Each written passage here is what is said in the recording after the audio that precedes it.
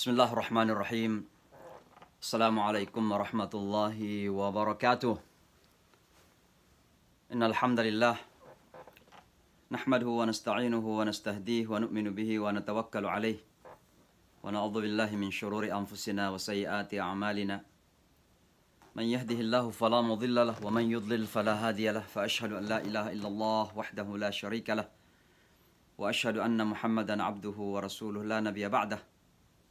Allahumma fasalli wa sallim wa barik ala nabiyyina Muhammad wa ala alihi wa sahabatihi ajma'in, thumma amma ba'd. Qala Allah Ta'ala fi kitabihil jalil, a'udzu billahi minasy syaithanir rajim. Inna Allah la yughayyiru ma biqaumin hatta yughayyiru ma bi anfusihim. Shadaqallahul azim. Alhamdulillah, terima kasih banyak teman-teman di Hamburg, Jerman, atas kesempatan ini. Tentu berbahagia sekali bisa kembali bersua setelah 2 bulan sekitaran kita berpisah. Diperpisahkan oleh benua dan tentu juga karena COVID-19. Sehingga kita belum sempat juga saling bersilaturahmi lagi. Tapi mudah-mudahan ada kesempatan lain saya bisa berkunjung ke Hamburg insya Allah. Mengunjungi asal-usul hamburger. Tentu pertama kali kita menyampaikan puji syukur kita kepada Allah Subhanahu wa Ta'ala, bahwa alhamdulillah di tengah situasi Ramadan yang berbeda tahun ini, kita telah hampir menyelesaikan juga Ramadan kita. Hari ini adalah hari ke-30 dan besok insya Allah kita sama-sama merayakan Idul Fitri. Tentu dalam situasi seperti ini, kita biasanya berada pada 2 lembah. Ada 2 lembah atau 2 bukit. Yang pertama adalah lembah kekhawatiran-kekhawatiran. Dan yang kedua adalah lembah optimisme dan harap. Lembah kekhawatiran itu adalah kita khawatir jangan-jangan kita termasuk orang-orang yang merugi. Melalui hari-hari yang demikian penting ini, ternyata kurang memberikan makna dalam kehidupan kita. Ibadah-ibadah yang telah kita lakukan berlalu begitu saja tanpa nilai, sehingga pada akhirnya kita terlalu overconfidence dan merasa bahwa semuanya sudah selesai. Saya selalu mengatakan bahwa ibadah-ibadah yang kita lakukan ini bisa menjadi dilema, bisa menjadi masalah karena beberapa hal. Salah satu di antaranya adalah karena menjadi sebuah rutinitas. Sehingga puasa menjadi rutinitas tahunan yang kita lakukan setiap tahun, walaupun tahun ini berbeda. Tapi kemudian kita lakukan begitu saja tanpa meresapi makna dan nilai yang ada.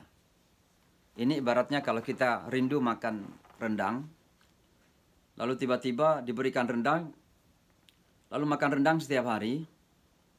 Biasanya awal-awalnya itu enak, tapi kemudian setelah berlalu ya menjadi biasa-biasa saja. Maka ketika puasa dan Ramadan menjadi biasa-biasa, ya sudah biasa-biasa. Nah, itu ada dilema atau permasalahan ibadah yang kita hadapi sebagai umat. Nilainya menjadi biasa, berkurang, bahkan kita tidak sadar. Yang kedua juga dilemanya adalah terkadang ibadah-ibadah yang kita lakukan ini menjadi ajang untuk kalkulasi-kalkulasi. Memang ada ayat dalam Al-Quran yang mengatakan innallaha ashtara minal mu'minina anfusahum. Allah itu bertransaksi, membeli dari orang-orang yang beriman dirinya, dibeli. Seolah-olah ada transaksi yang terjadi.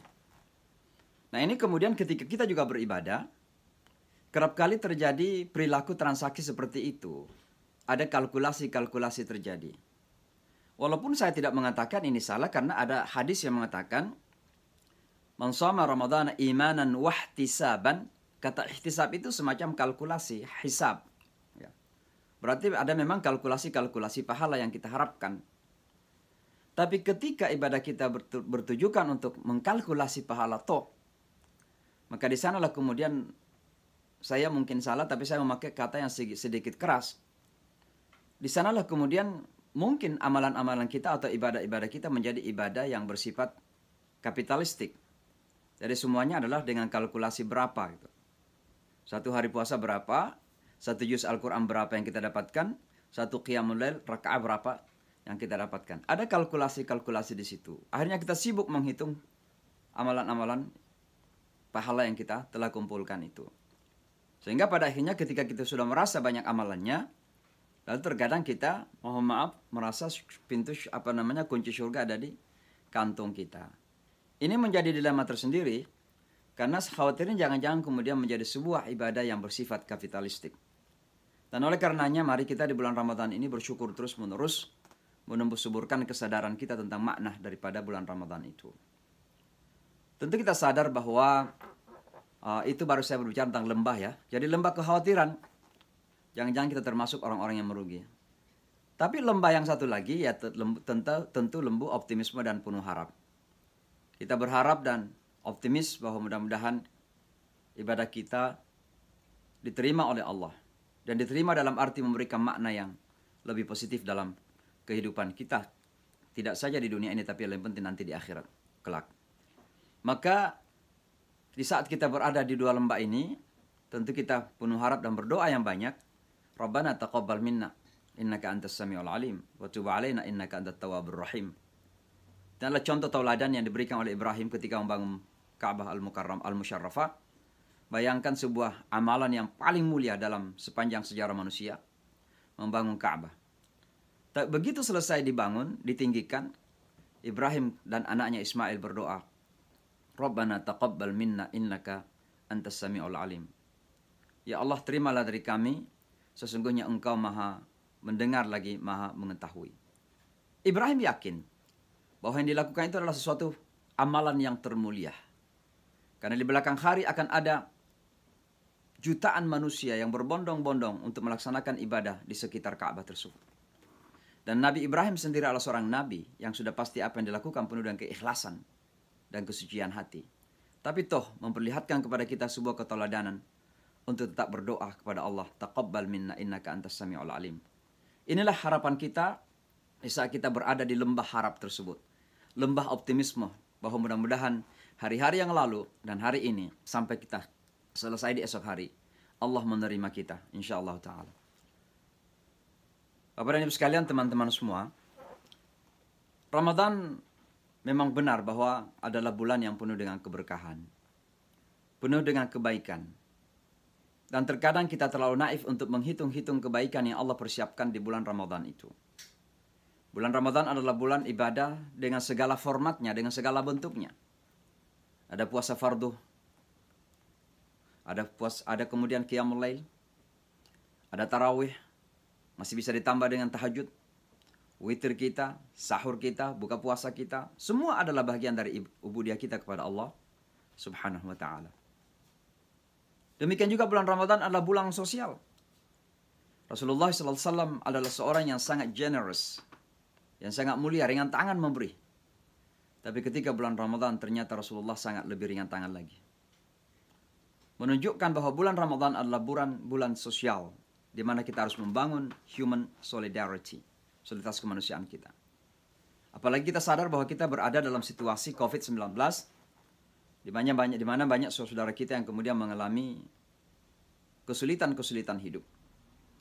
Betapa banyak manusia yang kehilangan pekerjaan, kehilangan sumber rezekinya, bagian dari ujian Allah Subhanahu wa taala. Tapi ujian ini jangan disangka bahwa ujian mereka yang kehilangan pekerjaan. Justru menjadi ujian kita yang diberikan keberkahan rezeki oleh Allah Subhanahu wa taala. Mungkin kita hidup di dunia barat, alhamdulillah, kalaupun kita kehilangan pekerjaan ada unemployment. Kita bisa mengajukan unemployment sebagai assistantship, bantuan dari pemerintah. Tapi kita bisa membayangkan sekejap bagaimana menderitanya teman-teman kita yang penghasilannya harian. Apakah itu tukang beca misalnya? Apakah itu sopir Uber atau super taxi misalnya yang penghasilannya harian? Ketika di malam hari kembali ke rumah dan tidak punya pemasukan sama sekali, lalu tidak ada bahan makanan yang dimasak, kira-kira bagaimana perasaan ketika itu? Pernahkah kita di saat-saat lapar dan dahaga itu merasakan perasaan orang? Inilah bulan seharusnya kita belajar untuk merasakan penderitaan orang. Belajar untuk membangun a sense of suffering as others are suffering around us. Merasakan kepedihan dan keperihan hidup mereka-mereka yang tidak berpunya di sekitar kita. Sebagai bagian dari upaya kita untuk bersyukur kepada Allah Subhanahu wa taala. Karena syukur itu adalah salah satu tujuan terpenting daripada puasa. Walitukmilul iddah, walitukabbirullaha ala ma hadakum, wa la'allakum tashkurun. Maka kata wa la'allakum tashkurun menjadi salah satu tujuan utama daripada puasa yang kita lakukan. Namun dari sekian banyak kebaikan-kebaikan di bulan Ramadan itu, ibadah, baik ibadah ritual maupun sosial, saya ingin menyampaikan satu hal mungkin yang tidak kalah pentingnya. Bahwa bulan Ramadan seharusnya telah menjadi bulan tarbiyah untuk kita semuanya. Bulan di mana kita mendidik diri menjadi insan-insan yang lebih baik lagi. Inilah yang saya istilahkan sebagai bulan transformasi. Di mana bulan Ramadan ini kita melakukan transformasi hidup. Dari sebuah situasi yang biasa-biasa, mudah-mudahan menjadi situasi yang luar biasa. Dari sebuah sesuatu yang mungkin kurang baik menjadi baik, bahkan lebih baik lagi. Itulah yang disebut dengan transformasi kehidupan. Maka manusia yang baik akan selalu melakukan transformasi. Bahkan umat secara kolektif ini diingatkan oleh Allah. Innallaha la yughayyiru ma biqaumin hatta yughayyiru ma bi anfusihim. Bahwa Allah itu tidak akan merubah situasi sebuah kaum, sebuah umat, sampai umat itu melakukan perubahan diri sendiri. Maka mudah-mudahan bulan Ramadan ini adalah salah satu wahana bagi kita untuk melakukan perubahan atau transformasi mendasar dalam kehidupan kita itu. Apa saja bentuk transformasi yang terjadi itu? Ada 3 hal yang saya ingin sebutkan. Yang pertama adalah bahwa bulan puasa di bulan Ramadan ini seharusnya melakukan sebuah transformasi mentalitas. Proses kejiwaan menuju kepada kejiwaan yang lebih baik. Terkadang ada definisi yang terkait antara hati, jiwa, mentalitas, dan lain sebagainya ini. Ini tentunya memerlukan definisi-definisi yang lebih detail. Tapi saya ingin menyampaikan dengan ungkapan yang lebih sederhana saja bahwa proses kejiwaan atau state of mentality, keadaan jiwa seseorang itulah yang kemudian akan mewarnai seluruh warna kehidupannya. Dan itulah sesungguhnya yang kemudian disebutkan dalam hadis. Ala inna fil jasadi mudghah, idza saluhat, saluhal jasadu kulluh, wa idza fasadat, fasadal jasadu kulluh. Dalam diri kita ini ada segumpal darah, kalau itu baik, baik semuanya. Seluruh anggota tubuh akan jadi baik. Mata akan melihat yang baik. Lisan akan berbicara yang baik, telinga akan mendengar yang baik, tangan akan mengambil hanya haknya, kaki akan melangkah kepada hal yang baik. Kenapa? Ada mentalitas, situasi mental yang baik. Maka sekali lagi, bulan Ramadan seharusnya telah mentransformasi mentalitas kita. Nah, kenapa bulan Ramadan ini saya istilahkan sebagai transformasi mental, kejiwaan? Ada 2 hal tentunya. Yang pertama adalah karena bulan Ramadan itu adalah bulan ibadah, dan ibadah yang kita lakukan itu adalah salah satu bentuk atau proses pensucian hati.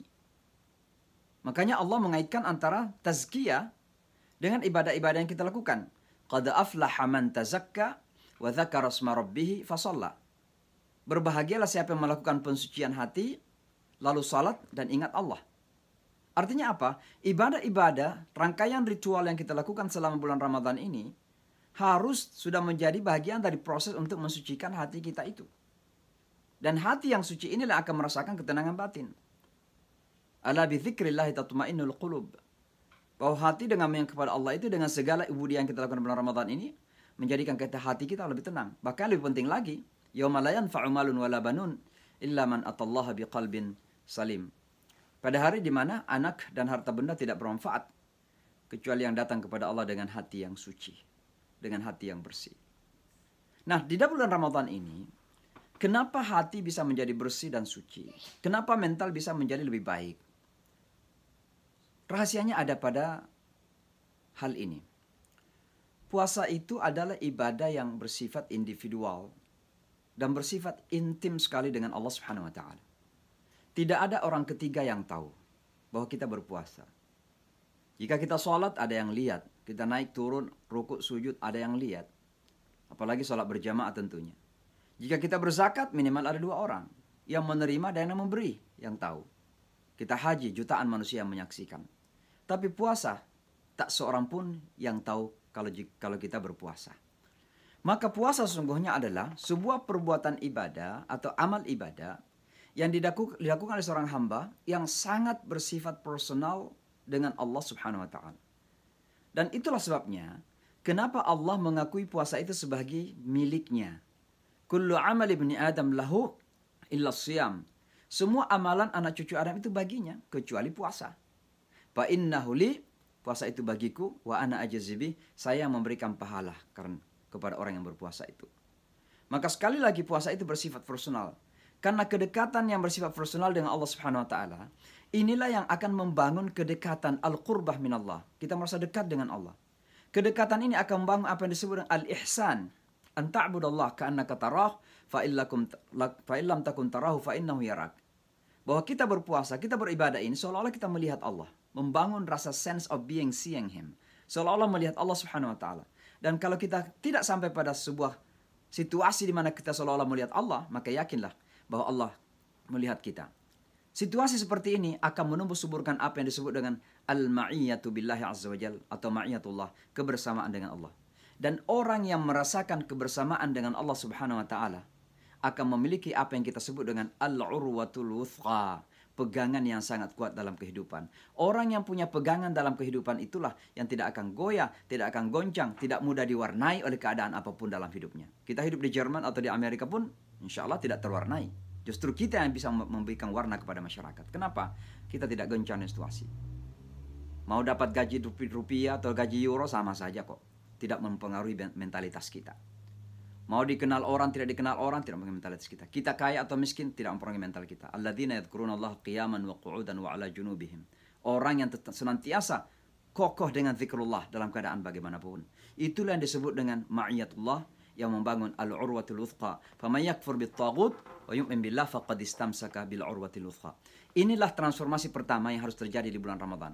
Mental kita harus menjadi mental baja, mental yang kuat, mental yang connected, terkait, terikat dengan Allah Subhanahu wa taala. Dan itulah mental yang akan melakukan perombakan-perombakan dalam hidup, tidak dirombak oleh kehidupan, tapi justru melakukan perubahan, bukan dirubah oleh kehidupan. Transformasi yang kedua adalah kita mengharapkan bahwa bulan Ramadan dan bulan puasa ini telah mentransformasi karakter kemanusiaan kita. Karakter kemanusiaan menuju kepada perilaku kemanusiaan lebih baik lagi. Dan itu yang disebut dalam istilah agama kita akhlakul karimah. Dan kalau kita lihat ajaran agama kita ini, komposisinya. Kalau seandainya agama ini sebuah kelapa lalu kita peras, maka santannya itu adalah perilaku manusia. Itulah akhlakul karimah. Secara umum, tujuan daripada agama kita ini dua. Yang pertama tentu yang paling penting adalah mendapatkan rahmah dan jannah. Ridha Allah Subhanahu wa taala. Radhiyallahu anhum wa radu an. Masuk ke dalam syurganya Allah. Tentu itu harapan kita yang terbesar. Tapi jangan lupa bahwa untuk mencapai tingkatan tertinggi tadi itu ada proses yang harus kita lalui. Dan proses itu adalah harus tercapai tujuan duniawi. Apa tujuan duniawi dari agama kita ini? Innama bu'itsu li utammima makarimal akhlak. Saya diutus untuk menyempurnakan akhlakul karimah manusia. Akhlak mulia dari manusia ini. Maka kalau kita lihat agama kita ini, tatanannya, ambillah secara khusus ibadah-ibadah yang kita lakukan. Maka semua ibadah yang kita lakukan itu, muaranya adalah mengantar kita kepada perilaku manusia yang lebih baik lagi. Salat. Wa aqimis salata. Inna salata tanha anil fahsya'i wal munkar. Dirikan salat. Karena sesungguhnya salat itu mencegah dari kemungkaran dan kekejian. Man lam tanhau salatuhu 'anil fahsya'i wal munkar fala salata lahu. Siapa yang tidak dicegah oleh salatnya dari kekejian dan kemungkaran, fala salata lahu, maka tidak ada salat baginya. Zakat yang kita lakukan, qaulun ma'rufun khairum min shadaqin yatba'uha adza. Zakat itu adalah untuk mensucikan batin kita dari greed, dari ketamakan, dari kekikiran, dari cinta yang berlebihan atas dunia ini. Maka itu adalah tujuan moralitas, pesan moralitas dari zakat yang kita berikan. Bukan karena sekadar kita punya duit kita memberikan kepada orang, bukan. Tapi itu tidak memberikan dampak positif pada kejiwaan kita atau perilaku kita. Maka ibaratnya zakat yang kita berikan hanya sebagai Superman saja. Karena kita mampu kita memberikan zakat. Padahal zakat tujuannya adalah membersihkan jiwa dan hati kita. Lituzakkihim biha. Khudh min amwalihim shadaqatan tutahhiruhum wa tuzakkihim biha. Tujuannya mensucikan batin dan jiwa kita agar kita lebih sederhana dalam hidup, tidak melakukan lifestyle yang berlebihan dan seterusnya. Itulah tujuan daripada zakat. Haji, faman farada fihinnal hajj fala rafatha wala fusuqa wala jidal. Siapa yang berhaji tidak ada rafat, kata-kata kotor, wala fusuqa, tidak ada perlakuan fasik, wala jidal, bahkan tidak boleh berbantah-bantahan. Itu bagian dari akhlakul karimah kita. Puasa juga demikian. Rasulullah sallallahu alaihi wasallam mengatakan, "Rubba sha'imin laisa lahu min siyamihi illa al-ju' wal 'atash." Boleh jadi ada yang berpuasa, tapi tidak mendapatkan apa-apa dari puasanya itu kecuali lapar dan dahaga saja. Kenapa? Karena tidak memberikan makna yang positif dalam perilakunya. Dan oleh karenanya, ibadah-ibadah ritual yang kita lakukan, yang tidak membawa dampak positif pada perilaku kemanusiaan kita, akhlak kita, karakter kita, maka itu akan membawa kepada kebangkrutan sejati di akhirat kelak. Atadruna manil muflis? Tahukah Anda siapa yang bangkrut itu? Para sahabat berkata mereka tidak punya duit. Rasulullah mengatakan bukan itu. Tapi yang datang nanti di hari akhirat dengan sholatnya, dengan puasanya, dengan semua amalan ritualnya. Tapi dia melakukan penghinaan ke situ, menyakiti yang ini, menggibah yang itu, memfitnah yang itu. Maka pada hari kiamat nanti, singkat cerita, orang-orang itu akan memprotes. Akhirnya kebaikannya diambil, diberikan kepada mereka. Dan masih banyak lagi yang protes, dosa mereka diambil, diberikan kepada dia. Orang yang tadinya sudah masuk surga karena amalan ritualnya, sekarang dilempar masuk ke dalam neraka karena perilaku akhlaknya yang tidak benar. Maka sekali lagi, mudah-mudahan puasa bulan Ramadan telah mentransformasi perilaku akhlak kita, karakter kemanusiaan kita menjadi karakter yang lebih baik. Tentu yang ketiga dan sebelum yang terakhir, bahwa mudah-mudahan bulan puasa Ramadan ini betul-betul menjadi bulan transformasi perilaku sosial kita. Perilaku sosial itu disebut dengan budaya kemanusiaan. Yang disebut kultur dan budaya itu ada pada perilaku sosial. Kita lihat bagaimana kalau mereka mengendarai mobil, kita lihat bagaimana kalau mereka antrian naik kendaraan misalnya. Kita lihat bagaimana kalau di pasar. Kita lihat bagaimana kalau mereka sedang. Termasuk bagaimana mengelola negara itu bagian daripada behavior, cultural behavior dari sebuah bangsa.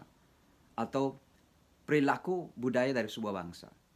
Nah, di dalam agama kita, perilaku budaya ini sesungguhnya adalah tingkatan ketiga daripada kebajikan-kebajikan yang ada dalam perilaku manusia. Yang pertama adalah thayyib, ini saya selalu sampaikan di mana-mana.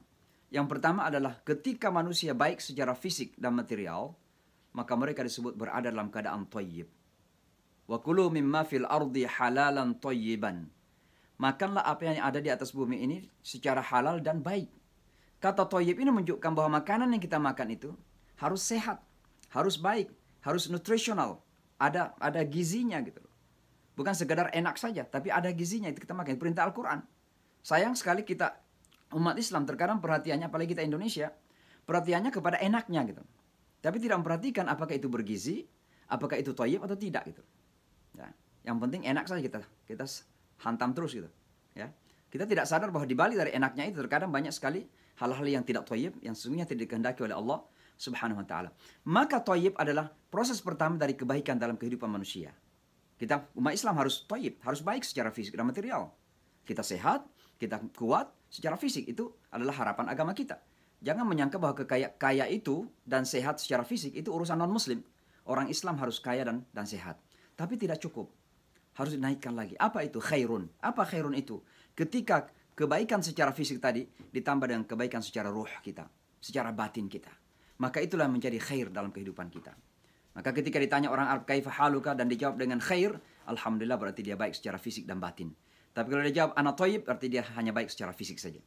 Maka kita harus menjadi baik secara fisik. Tapi kalau baik secara fisik dan batin ini hanya bersifat pribadi, tentu tidak cukup. Inilah yang kemudian harus ditransfer atau ditransformasikan ke dalam kehidupan budaya kemasyarakatan. Dan itulah yang kemudian diistilahkan dalam Al-Quran dengan istilah apa? Dengan istilah al-ma'ruf. Makanya Al-Quran mengatakan, kuntum khaira ummatin ukhrijat linnas ta'muruna bil ma'ruf. Kenapa kriteria pertama daripada umat yang terbaik ini adalah ma'ruf? Karena berarti memiliki budaya, karakter sosial yang baik. Yang ketika orang lain melihat, mereka akan kagum. Melihat betapa umat Islam ini disiplin, teratur, etos kerja yang tinggi, suka belajar, membaca. Ya. Semuanya lah. Kemudian negara diatur secara baik, ya. Ada public accountability, pertanggungjawaban publik, tidak dimanipulasi pembukuan itu, karena rakyat bisa ditipu misalnya. Itu adalah bagian dari ma'ruf yang harus terbangun. Maka bulan Ramadan ini harus mentransformasi perilaku sosial kita. Teman-teman kita di Jakarta misalnya, tentu kalau mengendarai mobil, tidak semakin semraut. Di jalan semraut. Yang orang depan mau balik ke kanan misalnya, dikasih tanda, justru yang di belakang ngebut. Karena khawatir dikalah. Gitu. Akhirnya apa yang terjadi? Teman-teman kita di depan itu harus belajar menyerobot. Nah, kata menyerobot ini masalah. Karena kalau sudah biasa menyerobot di jalan, dia akan belajar menyerobot di kantor, menyerobot di pasar, menyerobot di mana-mana. Dan itu terjadi serobotan di mana-mana. Bahkan dalam cium hajar aswad pun kita saling serobot gitu. Ini kan perilaku sosial yang harus kita perbaiki.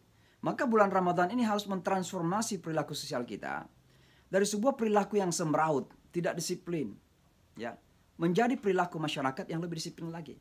Itulah harapan kita. Nah, Bapak dan Ibu sekalian, teman-teman semua, kalau kita sudah keluar dari 3 transformasi tadi itu, mental, kemudian akhlakul karimah kita, lalu kemudian perilaku sosial kita atau kultur dan budaya kehidupan kita, maka itulah yang kemudian perlu kita rayakan dengan Idul Fitri.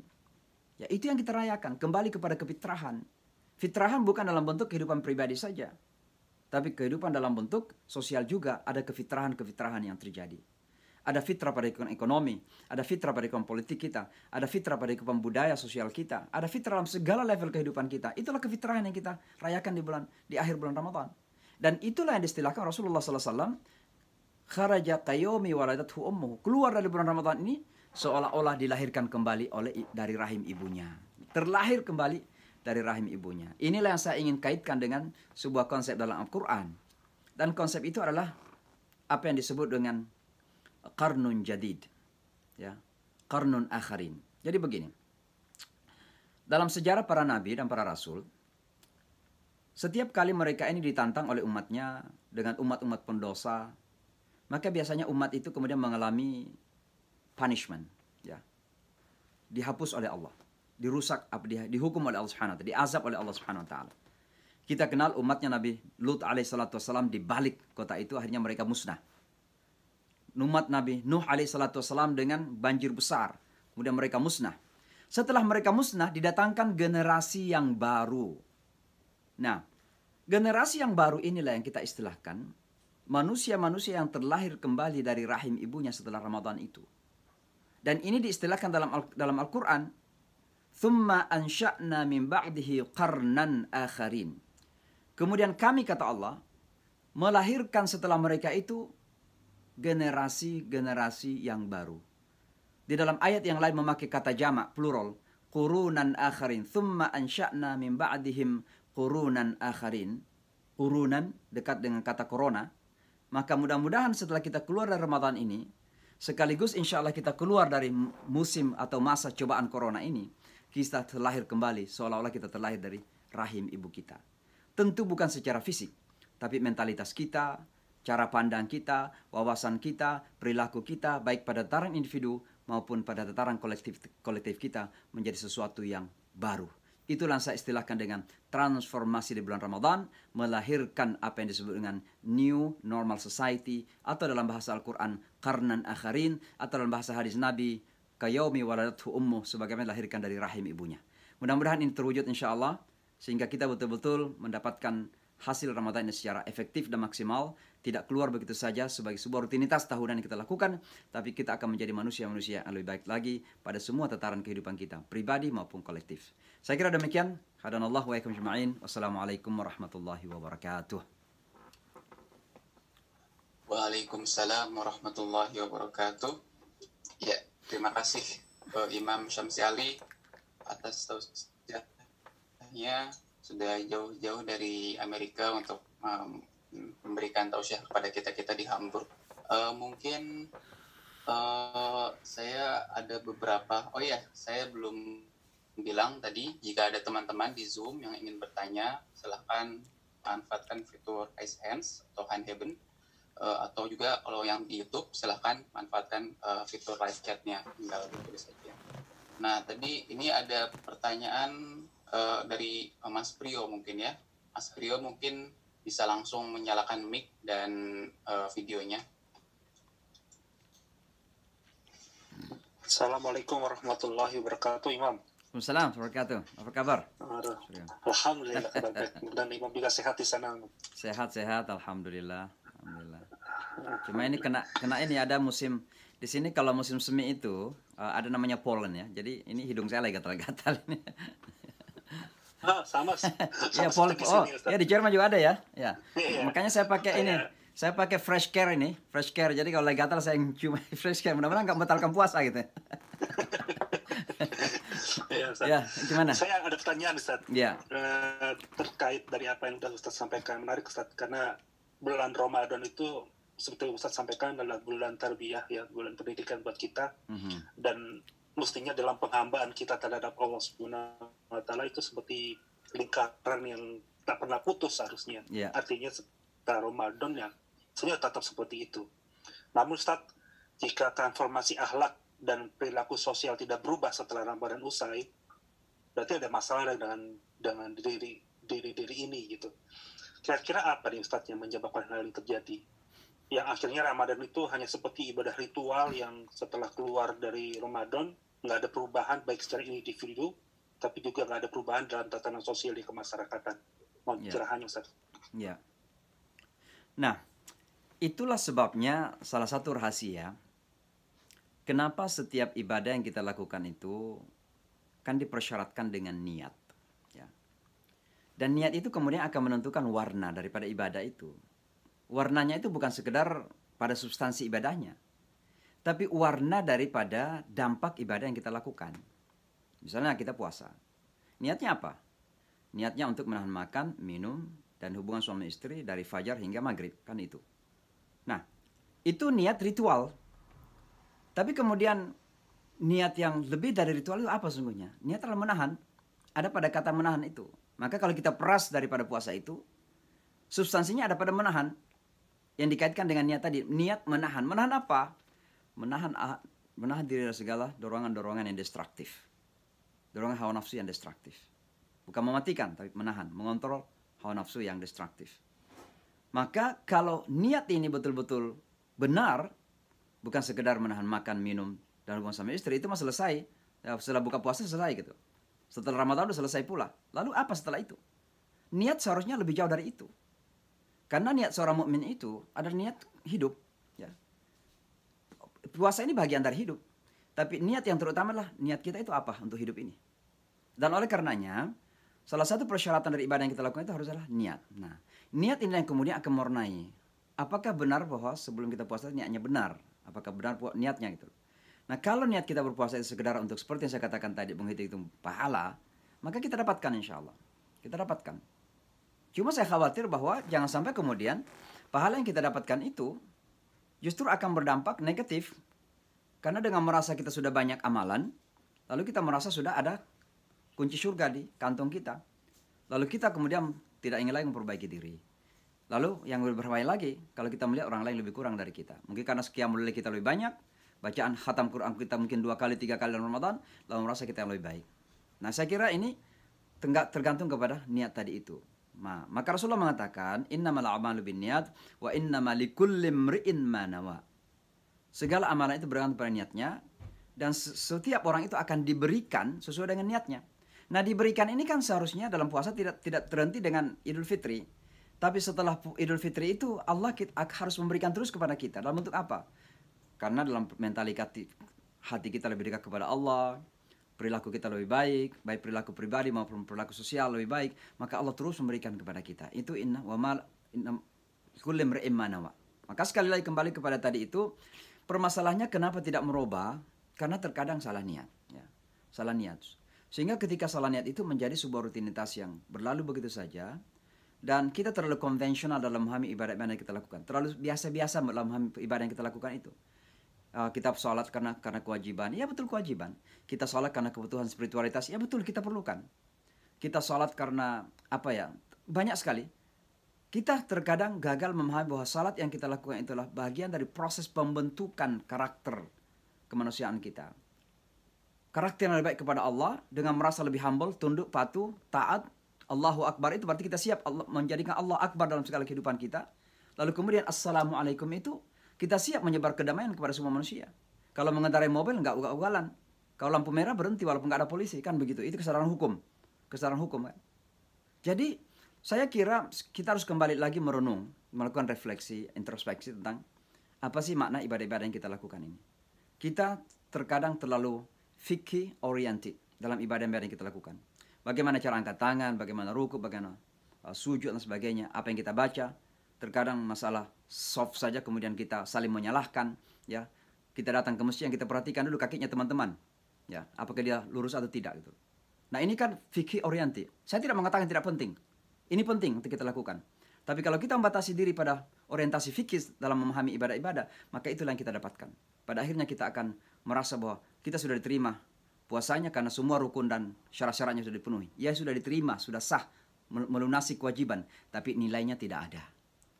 Value-nya tidak ada. Ya, diterima sah secara fikih. Tapi value nilai tidak ada. Itulah sebabnya Rasulullah mengatakan, "Rubba sha'imin laisa lahu min siyamihi illa al-ju' al-atash." Ada orang yang berpuasa, sah puasanya, tapi yang didapatkan dahaga dan lapar saja gitu loh. Bukan tidak sah, sah. Tapi yang didapat itu dahaga dan lapar. Karena tidak ada nilai, tidak ada perubahan, transformasi tadi yang terjadi itu. Maka saya kira kita harus kembali lagi melakukan introspeksi bagaimana puasa ibadah yang kita lakukan itu. Saya kira begitu singkatnya, wallahu a'lam. Ya, terima kasih Ustadz. Mungkin sebelum melanjut ke pertanyaan selanjutnya, saya jadi kepikiran untuk merangkum beberapa poin-poin yang Ustadz sampaikan. Tadi bulan Ramadan ini insya Allah adalah bulan transformasi kita, bulan perubahan. Yang pertama adalah transformasi mentalitas kita, puasa kita harus menggantikan mental kita lebih baik. Yang kedua adalah transformasi akhlak kita harus lebih baik, dan juga transformasi perilaku sosial atau kultur atau budaya. Itu yang tadi bisa saya tangkap juga insya Allah. Jadi Idul Fitri itu dimaknai juga sebagai suatu kemenangan atau sebagai suatu hal yang kita rayakan, sebagai kita tidak hanya setelah puasa, tapi juga kita juga telah berubah diri kita menjadi lebih baik lagi. Seperti itu yang saya pahami. Kita ada pertanyaan juga ini dari Mas Fatih. Mas Fatih mungkin bisa menyalakan mikrofonnya. Baik Ustaz, Assalamualaikum warahmatullahi wabarakatuh. Assalamualaikum warahmatullahi wabarakatuh. Alhamdulillah, Alhamdulillah bisa Ya, bertemu alhamdulillah. kembali. Ya, ya. Gimana harus? Ya Ustaz, saya langsung aja ke pertanyaan. Saya melihat foto-foto kiriman keluarga di Indonesia, atau mungkin jamaah di sini juga melihat juga bagaimana ramainya pusat-pusat perbelanjaan dan sebagainya di Indonesia di tengah kondisi yang masih dalam pandemi ini gitu. Jadi kita lihatnya kayak ngeri-ngeri sedap gitu Ustaz.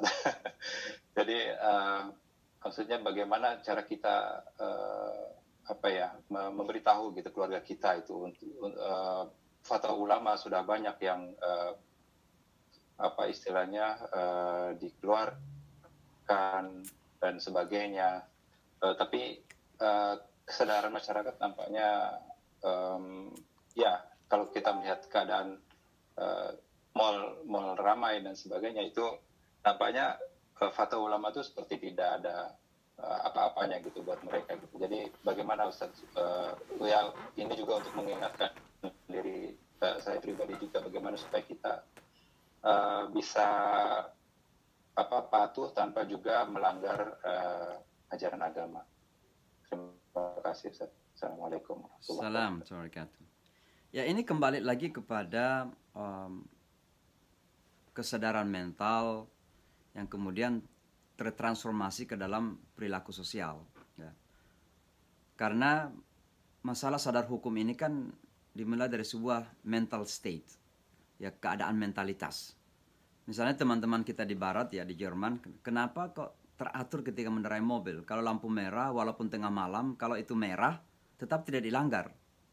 Ya. Karena dia sudah sadar hukum, bahwa itu hukum yang harus kita taatin. Gitu. Apakah itu ada kamera, apakah ada polisi, apakah ada mobil yang melaju dari seberang yang lain, hanya sekedar avoiding crash gitu, supaya tidak terjadi tabrakan. Tujuannya bukan itu.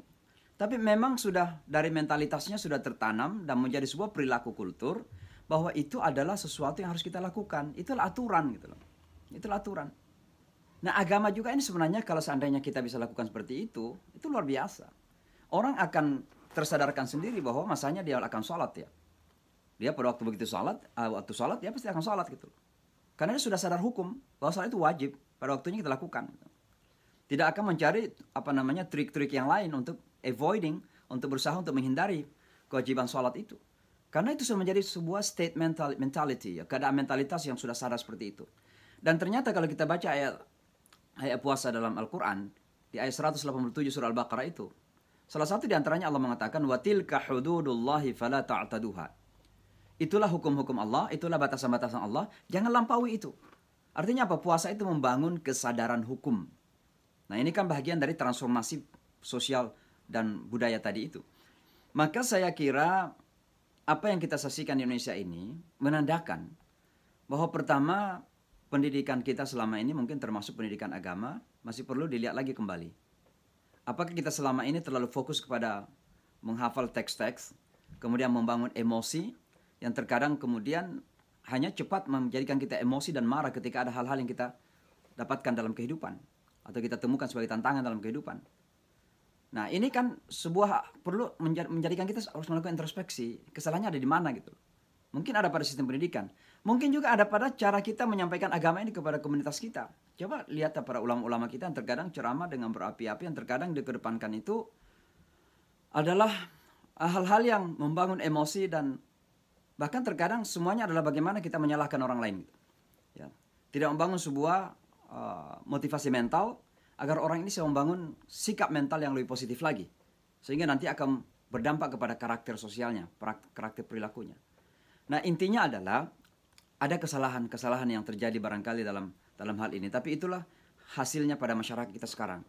Ketika fatwa sudah keluar, perintah pemerintah sudah keluar, atau larangan pemerintah sudah keluar, tapi mereka juga masih melakukan itu. Terkadang dengan dalih macam-macam. Ya, tentu saya tidak bisa mengingkari ada pihak-pihak yang memang karena unsur keterpaksaan. Makanya saya mengatakan juga pemerintah jangan asal mengeluarkan aturan.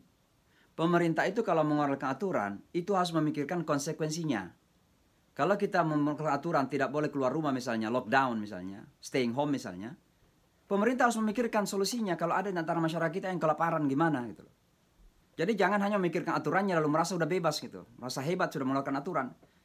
Tapi pemerintah itu bertanggung jawab sampai ke titik nolnya daripada kehidupan rakyatnya. Akan diminta pertanggungjawaban di akhirat nanti.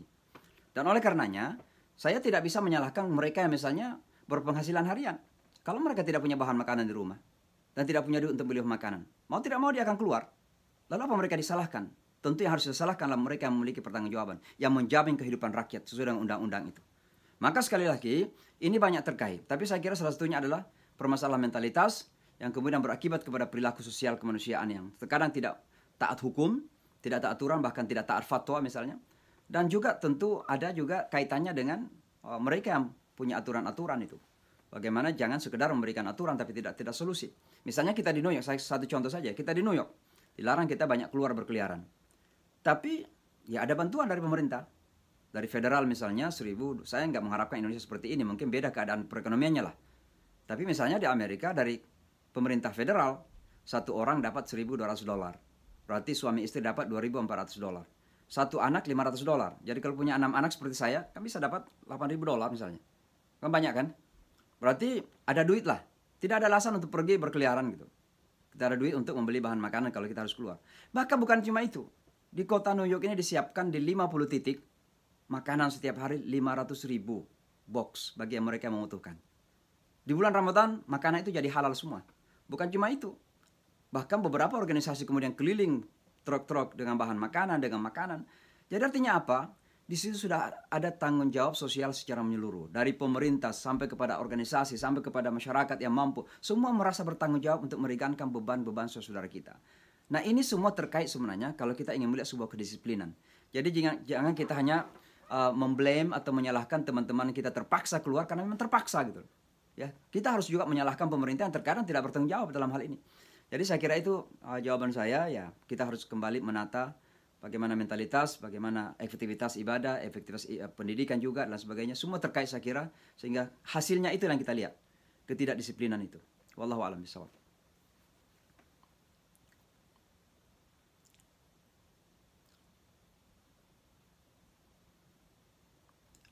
Masih Amit. Oh ya, maaf.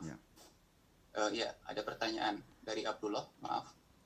Assalamualaikum Imam, saya mau bertanya, apakah bisa menjaga kita agar tetap istiqomah dengan amalan-amalan walaupun bulan Ramadan telah berakhir?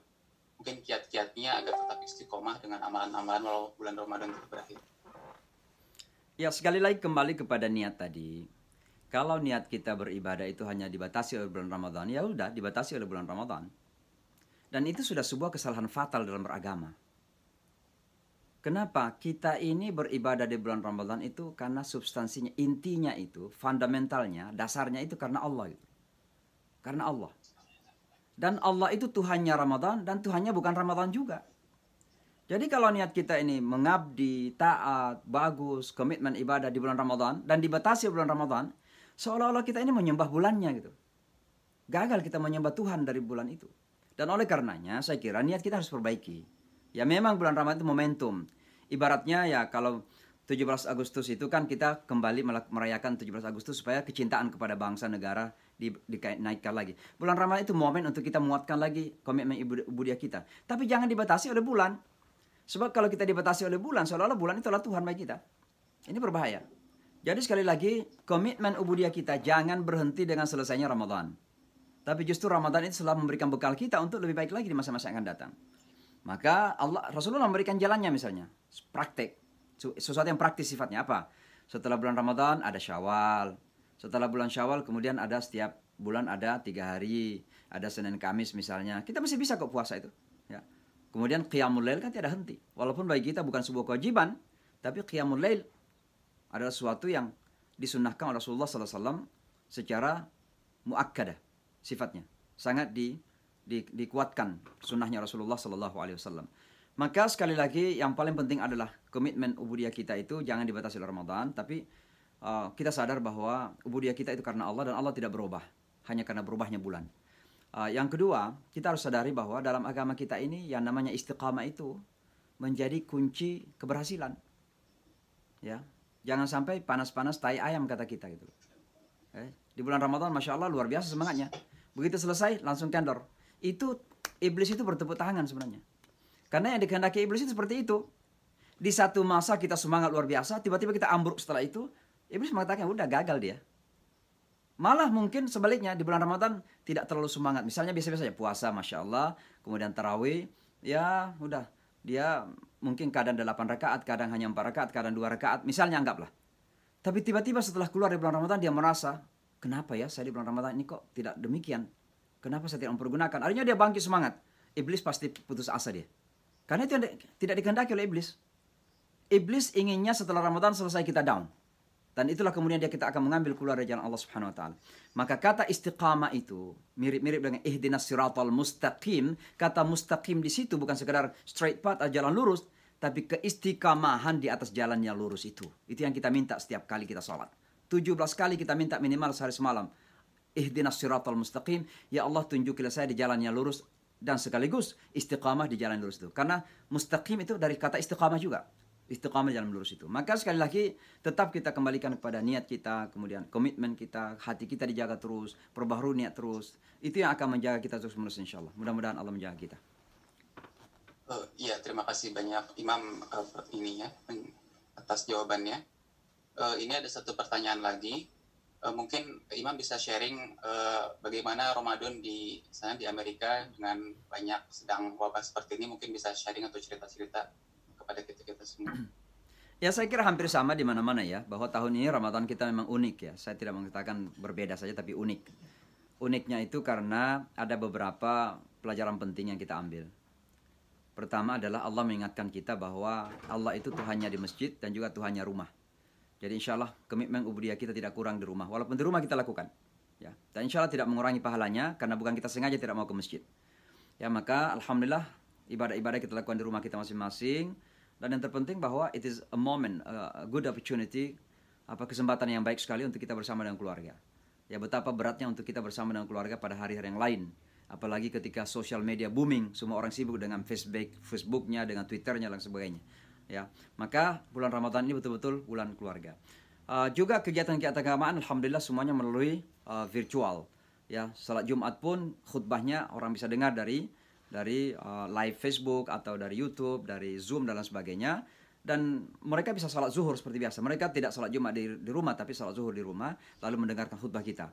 Saya biasanya khutbah dari masjid. Ini besok Idul Fitri kita, tetap programnya seperti biasa. Saya akan leading khutbah dan jemaah kita dari rumah mendengarkan khutbah setelah mereka sholat sendiri-sendiri di rumah masing-masing. Nah itu yang kita lakukan. Nah Tapi saya kira pada tahun ini ada nilai tambah lagi, di mana bulan Ramadan ini betul-betul kita jadikan bulan sosial bagi kita di sini. Kita banyak sekali memasak untuk dibagi-bagi ke rumah-rumah sakit, kemudian ke rumah-rumah jompo. Juga kita mengumpulkan dana untuk membeli bahan makanan dan diberikan kepada teman-teman di sekitar kita yang membutuhkan. Kita umumkan secara masif, muslim dan non-muslim. Kita antarkan depan pintu mereka itu, dan ada organisasi. Alhamdulillah, misalnya di masjid kami, Jamaica Muslim Center, ini selama bulan Ramadan sudah membagi sekitar 600 atau 700 ya kebutuhan pokok kepada 700 ya keluarga, ya, dibantu selama bulan Ramadan ini. Dan ini sesuatu yang dampaknya sangat luar biasa dan diapresiasi oleh pemerintah. Makanya di Ramadan, di Idul Fitri kami besok itu secara khusus Kepala Kepolisian New York akan memberikan sambutan, ya, dukungan kepada kami, karena apa yang kami lakukan selama bulan Ramadan ini sangat diapresiasi oleh pemerintah kota New York. Ini bahagian dari upaya kita memperlihatkan bahwa Islam itu rahmatan lil alamin, Islam itu adalah kontribusi pada seluruh umat manusia, sekaligus dakwah. Merubah persepsi manusia itu enggak mudah. Saya kira salah satu di antaranya dengan perilaku nyata seperti ini. Jadi mudah-mudahan ini salah satu hikmah daripada corona dan salah satu hikmah Ramadan di saat-saat kita menghadapi corona saat ini. Makasih banyak Ustadz, jawabannya sangat menginspirasi kita di Hamburg, insya Allah. Mungkin pertanyaannya sudah cukup. Baik. Insya Allah kita, mungkin Ustadz berkenan untuk menutup kajian kali ini dengan doa, insya Allah. Baik, teman-teman semuanya, salam untuk semua di Hamburg. Mohon doa untuk kami juga. Mudah-mudahan kita semua dipertemukan lagi oleh Allah dalam waktu yang tidak terlalu lama, dan kita senantiasa diberkahi, dijaga, dirahmati oleh Allah Subhanahu Wa Taala. Mudah-mudahan Allah menerima puasa kita, dan Id Mubarak untuk semuanya. Selamat melakukan Idul Fitri. Mohon maaf lahir batin. Minal aidin wal faizin. Taqabbalallahu minna wa minkum. Allahumma amin. Alhamdulillahirabbil alamin. Hamdan yuwafi ni'amahu kafi mazidah.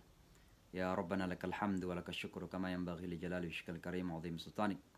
La ilaha illa anta subhanaka inni kuntu minadh dhalimin. Rabbana zalamna anfusana wa illam taghfir lana wa tarhamna lanakunanna minal khasirin. Allahumma inna nas'aluka ridhaka wal jannah wa na'udzubika min sakhatika wan nar. ربنا تقبل منا صيامنا وقيامنا وركوعنا وسجودنا وتخشعنا وتضرعنا وتمم تقصيرنا يا الله يا أرحم الراحمين. ربنا آتنا في الدنيا حسنة وفي الآخرة حسنة وقنا عذاب النار. سبحان ربك رب العزة عما يصفون وسلام على المرسلين والحمد لله رب العالمين. Demikian, terima kasih banyak, sampai ketemu. Salam untuk semuanya. Assalamualaikum warahmatullahi wabarakatuh. Waalaikumsalam. Ya, terima kasih banyak kepada Imam Syamsi Ali, ini sudah menyempatkan waktu